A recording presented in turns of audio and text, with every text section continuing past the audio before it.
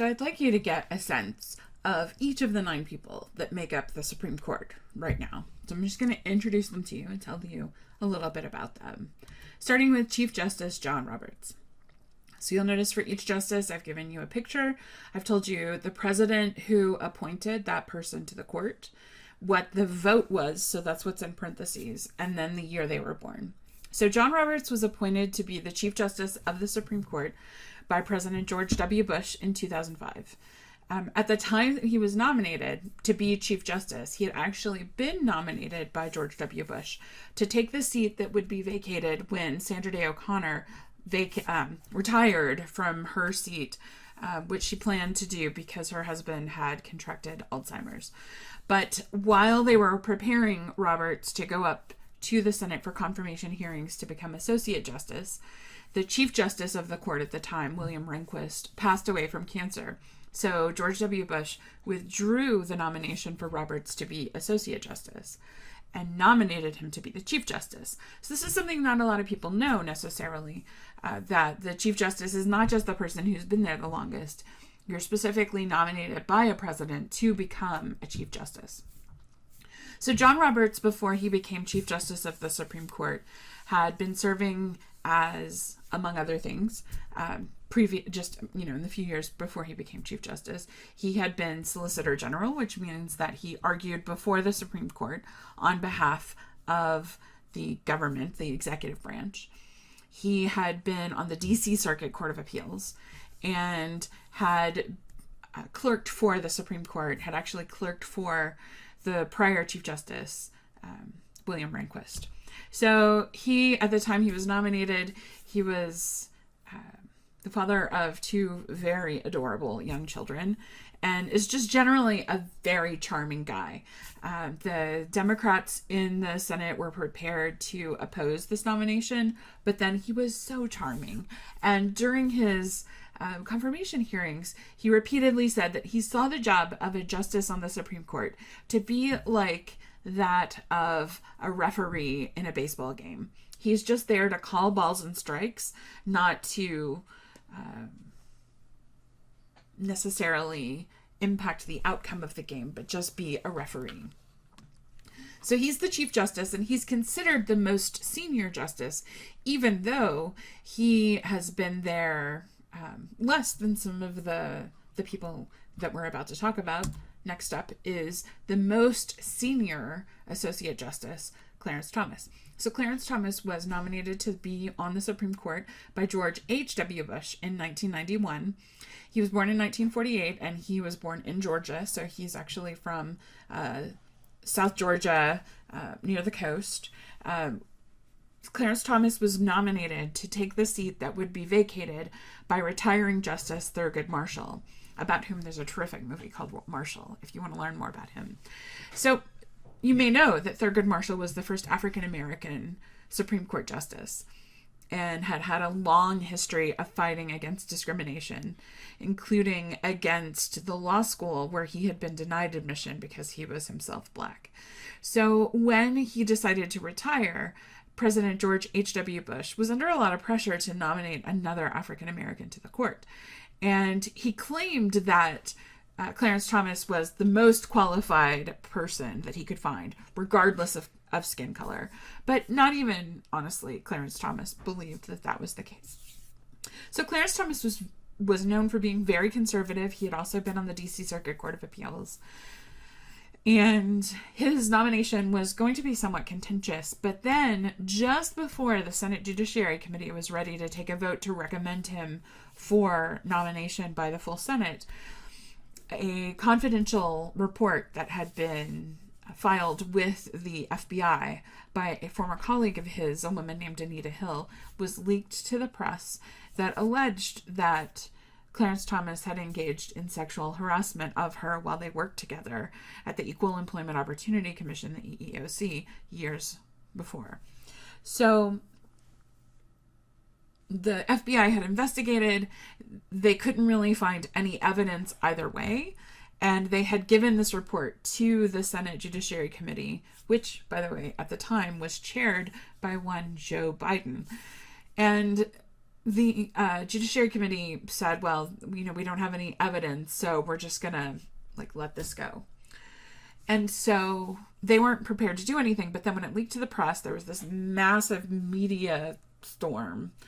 And ultimately, Anita Hill came and testified before the Senate Judiciary Committee. It was absolutely titillating testimony. People called in sick to work so they could stay home and watch Senate Judiciary Committee hearings on C-SPAN, which doesn't happen very often. Ultimately, the Senate Judiciary Committee passed on his nomination without really voting for or against. And you'll notice here the final vote was 52-48, one of the closest votes in Supreme Court confirmation history.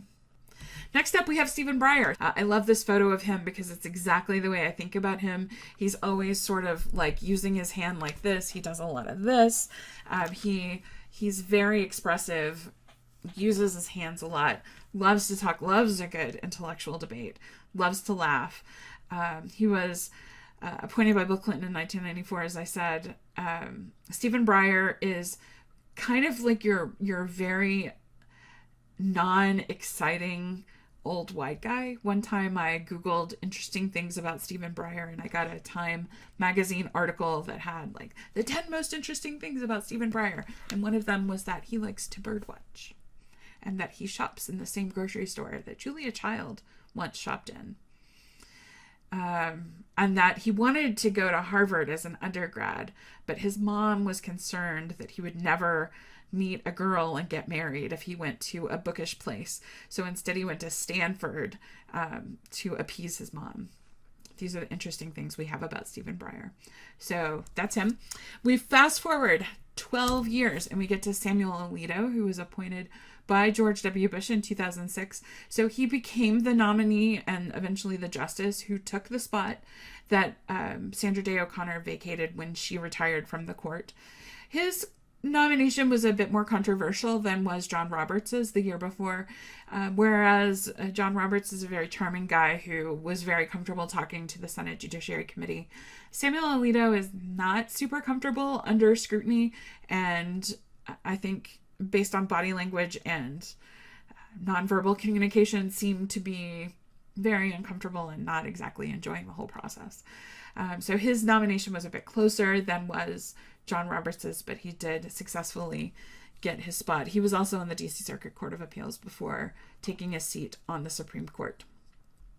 Obama's first nominee was a woman named Sonia Sotomayor. Sonia from the Bronx. She's known as Sonia from the Bronx. She is the first Latina on the court. Her parents are Puerto Rican and moved to the Bronx when before she was born. As a young child, she was diagnosed with juvenile diabetes and was told by her doctor that she probably wouldn't live to be an adult. But as you can see, she's still alive and still on the court. She was serving on the Second Circuit Court of Appeals before she got this job. She still goes back to the Bronx and goes back to her neighborhood, and the people there know her well. She's known as being pretty tough on crime. She was a district attorney in New York before she went into the federal court system. And she's really, really tough when it comes to crime and when it comes to thinking about civil liberties and those sorts of things. Justice Elena Kagan is Obama's second nominee to the court. She joined the court in 2010. Before she got this job, she was the Solicitor General, so she argued for the Obama administration before the Supreme Court. And before that, she was the Dean of the Harvard Law School. But interestingly enough, Justice Kagan is the only person on the court right now, and the only one that I can think of in recent history anyway, who had never been a judge before she became a justice on the Supreme Court. So she wasn't on a circuit court of appeals. She wasn't a trial court judge at any point. And that was somewhat controversial when she was nominated. The Republicans in the Senate especially were very concerned about her lack of judicial experience, notwithstanding the fact that she had argued before the Supreme Court. But much like her Chief Justice, John Roberts, she was incredibly charming during her confirmation hearings. There's a great video of Lindsey Graham asking her about where she was on Christmas, and there's a great joke in there. Go find it. It's about a minute-long video. It's quite funny. But she was just having the time of her lives. Like, it was clear that she would have sat at that desk and answered questions from senators for days and days and days longer than she did. She just loved the intellectual exercise of being asked questions and talking about the law. So it was hard to argue that she didn't have the temperament or the knowledge to do the job, even though she had never been a judge before. Next up is Neil Gorsuch, who was nominated by Donald Trump in 2017 and took the court then. Neil Gorsuch, in his own right, is certainly qualified to be a Supreme Court justice. He had served on the Circuit Court of Appeals in Colorado before he got this job, and had a long history of serving on the court. He had clerked for a Supreme Court justice, I think Anthony Kennedy, before he got this job, he got this nomination. But the thing about Neil Gorsuch is that he'll always have a little bit of an asterisk after his name, because he took the seat that was vacated in February of 2016 when former Associate Justice Antonin Scalia passed away unexpectedly. So February of 2016 is February of an election year. And at the time that he passed away, Barack Obama was president, and Obama nominated a rather moderate federal judge from the D.C. Circuit Court of Appeals named... oh my gosh, his name just flew right out of my head, Merrick Garland, to take the seat. So Merrick Garland was very well respected. He had been unanimously confirmed to his seat on the D.C. Circuit Court of Appeals by the exact same Senate that was asked to consider his nomination for the Supreme Court. So he's well liked by both Democrats and Republicans, and as I said, was quite moderate. But the Senate Majority Leader, Mitch McConnell, said, we're not interested in confirming an Obama nominee to the Supreme Court during an election year. So we're going to hold the seat open until after the 2016 election, 10 months away.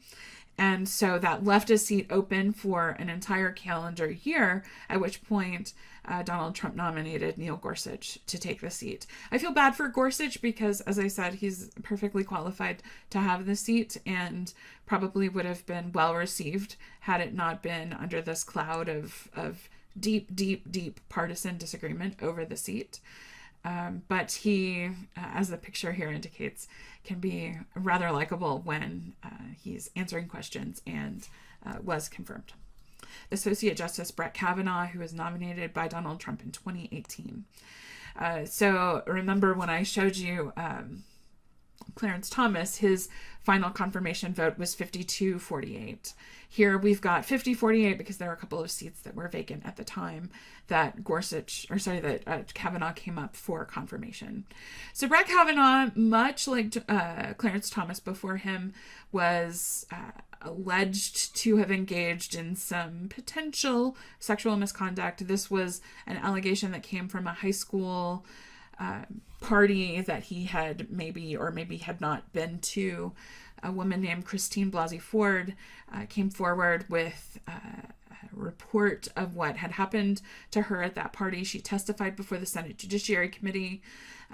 Brett Kavanaugh responded. It was a very emotional day of testimony, and one that with the students who watched that with me in the morning and saw Christine Blasey Ford testify, all said they felt like she was believable, she was credible, and they were sympathetic to her.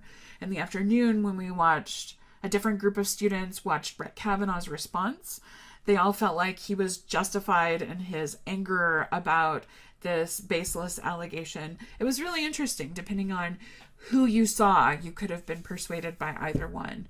But ultimately, there was no real resolution. There was no protracted FBI investigation into these allegations. They didn't go back and talk to some of the witnesses that Christine Blasey Ford said were there. They rushed it through for better or worse, and Brett Kavanaugh got his seat. He had served on the D.C. Circuit Court of Appeals prior to getting this seat and had also clerked for Anthony Kennedy, which was the justice that he replaced. In 2020, in the midst of the presidential election between Donald Trump and Joe Biden, Associate Justice Ruth Bader Ginsburg, who was at the time the most senior member of the liberal wing of the Supreme Court, passed away after multiple reoccurring bouts of cancer. In October of 2017, Trump had nominated our next justice, Amy Coney Barrett, to be a Seventh Circuit Court of Appeals justice or judge. And so on September 26th of 2020, Trump nominated Barrett to succeed Ruth Bader Ginsburg on the Supreme Court. She is by far the youngest justice serving on the court now. And as you can imagine, after what we talked about with Merrick Garland and Neil Gorsuch in 2016, the rush to appoint Amy Coney Barrett to the Supreme Court from September until the election on November 4th, I think it was, or maybe 6th, felt a little disingenuous. Like, not disingenuous, it felt a little hypocritical. But the Senate was held by Republicans, and they determined that they had enough time to consider her nomination. And so 1 month later, considerably shorter than the normal time frame to nominate and appoint a Supreme Court justice, the Senate voted 52-48 to confirm her nomination. Every Democrat voted against Amy Coney Barrett's nomination. What we know about her is that she is a longtime scholar of the Constitution. She was a professor of law at Notre Dame Law School and continued to teach there while she was serving on the Seventh Circuit Court of Appeals.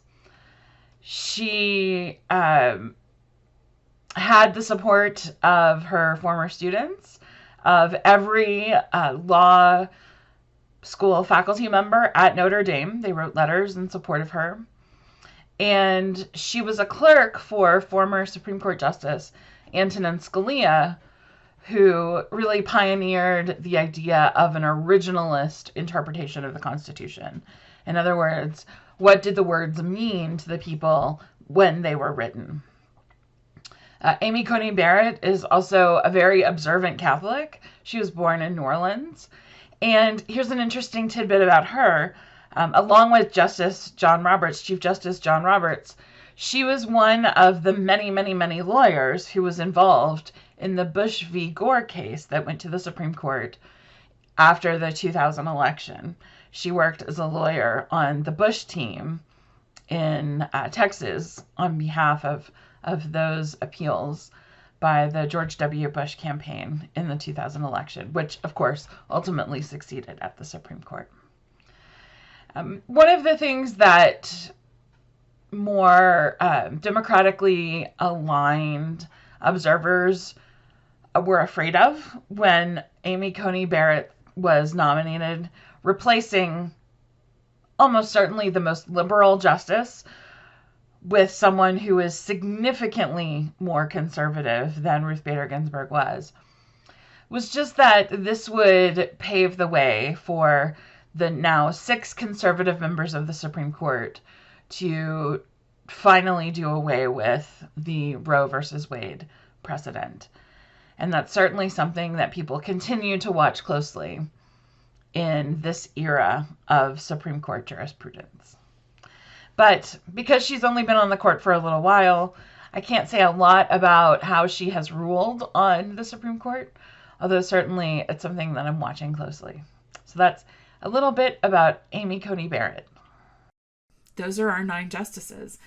I've only told you a little bit of what I have to say about them, and this video is already about 18 minutes long, so I will stop. But just to say that each of them has a really interesting background, and I encourage you to find out more about them, because these are 9 people who have tremendous impact on our government and our system of law, and it's good for us to know who they are and how they got there and what they believe.